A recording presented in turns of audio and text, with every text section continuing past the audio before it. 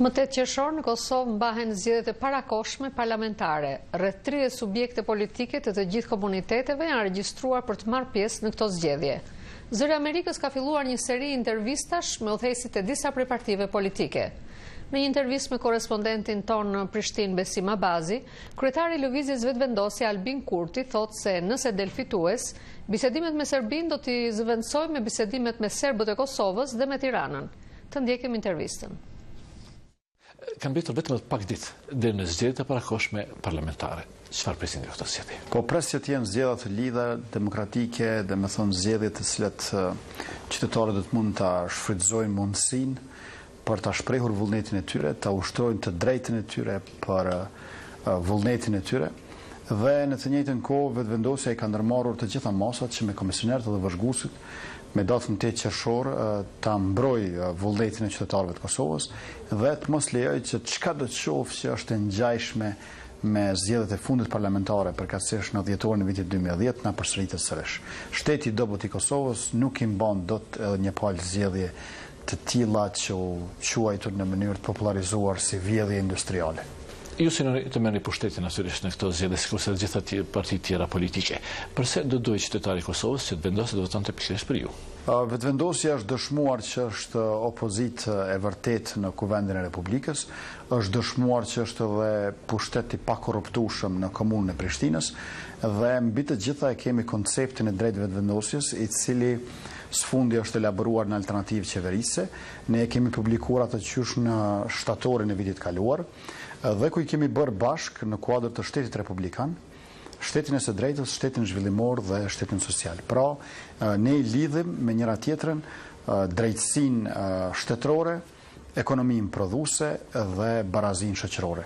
Besoj që qytetarët e Kosovës e kanë një alternativë të vërtetë me 8 qershor, kur do të duhej që të votojnë për ndryshimin, meqense me tatim 10% me investime vetëm në asfaltin autostradave, me punësime sipas mbiemrit, pra sipas farefisnis, shtetin tonë ka pllakosur mjerimi social, stagnimi ekonomik e kështu me radhë. Pra ka nevojë për ndryshime dhe unë jam i bindur që kësaj radhe emri i ndryshimit është vetëvendosje.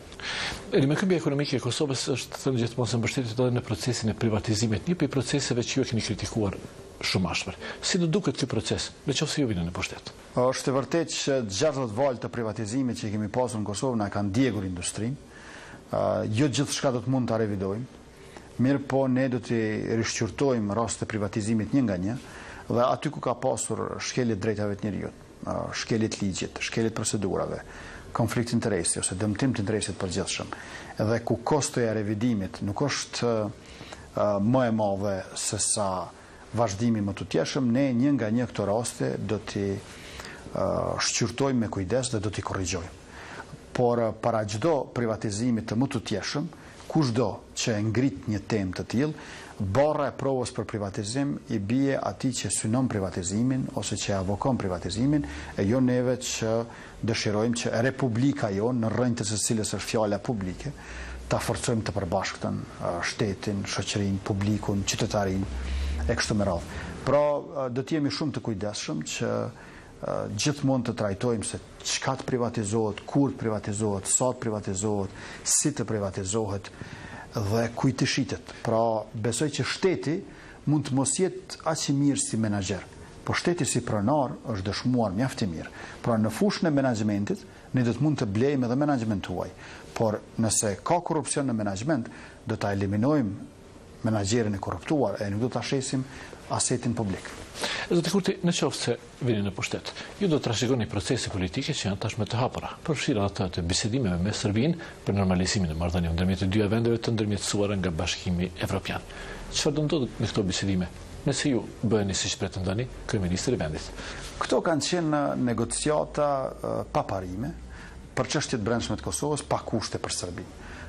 Bisedimet me Serbinë ne do t'i zëvendësojmë me 3 lloj bisedimesh të tjera.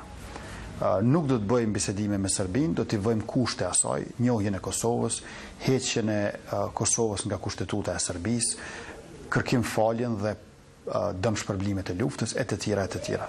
Ndërkaq 3 lloj bisedime shtira që do t'i bëjmë janë me Brukselin për ta transformuar EULEX-in në Kosovë, nga një mision i cili është me fuqi ekzekutive këtu, në një mision i cili na ndihmon të zhvillohemi, bisedime me Tiranën për të afruar e integruar sa më shumë Kosovën me Shqipërinë, dhe bisedime me serbët e Kosovës si qytetarë të Republikës në rolin e tyre shoqëror me të drejtet e njeriut dhe të drejtet e pakicave. Pra besoj që Kosova për të bërë me tamam Republik ka nevojë që në vend të negociatave me Serbinë të ketë bisedime me Brukselin, bisedime me Tiranën edhe bisedime me serbët e Kosovës. Një palë bisedime i vendoset me Tiranën për të ofruar në rrugën e integrimeve. Ende jeni ngulikëm në nevojën e bashkimit kombëtar, bashkimit të Kosovës me... Ne besojmë që Kosova do të jetë shtet plotësisht sovran, me të drejtën që të bashkohet me Shqipërinë. Natyrisht që duhet të bisedojmë me qeverinë e Tiranën për këtë. Pengese kemi ne në 1.3 kushtetutës, i cili na ndalon bashkimin me një shtet tjetër. Kufiri midis Kosovës dhe Shqipërisë nuk është kufi shqiptarëve, është kufi Jugosllavisë e Serbisë. Dhe mendoj që nuk duhet të hezitojmë ta themi hapur këtë gjë.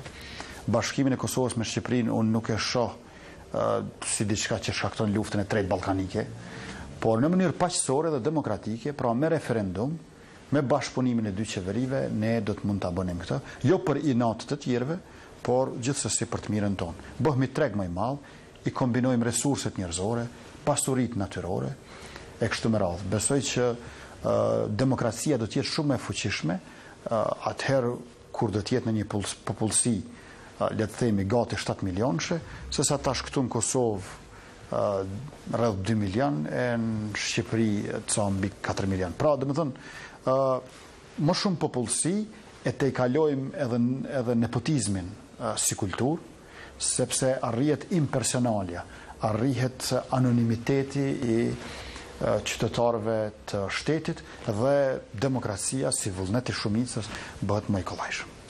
Ka vullnet në klasat politike të dyja vendeve. Zakonisht vëzhguesit thonë se pikërisht klasat politike janë pengesa e një procesit të tillë të mundshëm. Është e vërtetë që shumë politikanë në Prishtinë, në Tiranë, por posaçërisht në Prishtinë, edhe shumë biznismen rrotull tyre i preferojnë më shumë këto feudet, principatat. Po ne duhet ta tejkalojmë feudalizmin. Tash jemi në shekullin 21 dhe mendoj që po vjen një brez i ri, i cili do që shqiptarët në Ballkan të shohin të dinjitetshëm karshi kombëve të tjera, jo vetëm në Ballkan, dhe mendoj që është edhe e drejta edhe interesi ynë për këtë. Unë besoj që brezi i arshëm i shqiptarëve që po vjen do ta ketë jetën dhe perspektivën shumë më të mirë se sa brezat e shekullit 20 dhe për këtë gjë si kryetari i Lëvizjes Vendosje punoj ditë e natë që t'i shërbej këtij brezi që po vjen edhe pas meje, le të them. Zoti Kurti, ju faleminderit shumë. Faleminderit shumë.